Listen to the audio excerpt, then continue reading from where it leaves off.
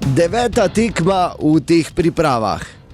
Peta v Beleku, najmočnejši nasprotnik do zdaj in tretji poraz. NK Maribor in FC Dnipro, tretja najmočnejša ukrajinska ekipa, sta se pomerili in končni rezultat je bil 2-0. Sploh začetek tekme je bil tak, da bi ga verjetno vsi skupaj najraje pozabili. Že v drugi minuti je imel priložnost Matijas.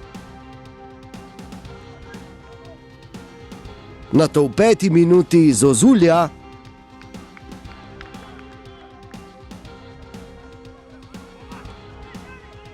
v 6. minuti pa smo videli prvi gol na tekmi. Branilec Leo Matoš je zadel za 1-0.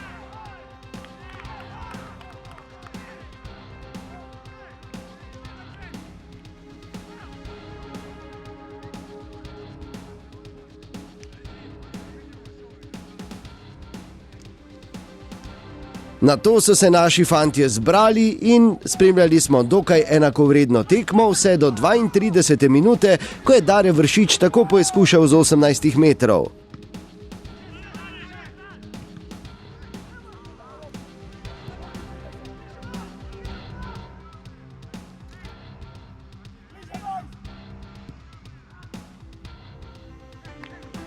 Ena proti nič je bil tudi rezultat prvega polčasa.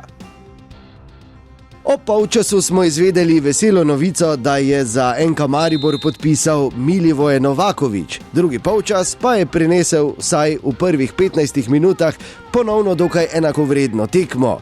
Ko je v 67. minuti tako zvito praktično iz polovice poizkušal Vršič.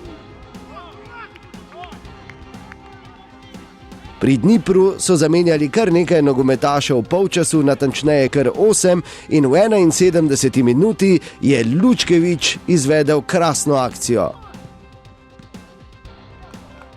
V 79. minuti pa verjetno še najlepša priložnost za Maribor na tekmi. Po podaji iz kota je tako z glavo streljal Defendi, izvrstna obramba ukrajinskega vratarja. V 82. minuti pa gol za 2-0. Napaka Mertlja, Handanović je poizkušal rešiti, kar se je rešiti dalo, no Ruiz pa je bil na mestu in potisnil žogo čez črto.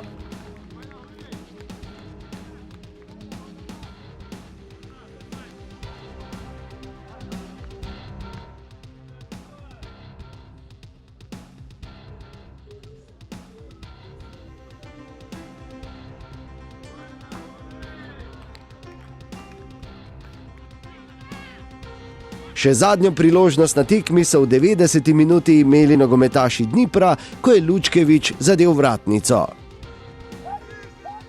NK Maribor, FC Dnipro 0-2. Mislim, da je pokazala, da lahko pozitivno pričakujemo prvenstvo. Ne glede na to, da smo slabše štartali v tekmo, kar se nam je zdaj zgodilo že drugič ali tretjič, kar moramo seveda še popraviti. Vendar mislim, da smo pokazali in dokazali, da se lahko kosamo z dobrimi moštvi, kot je tudi Dnipro. Tako da jaz sem optimist.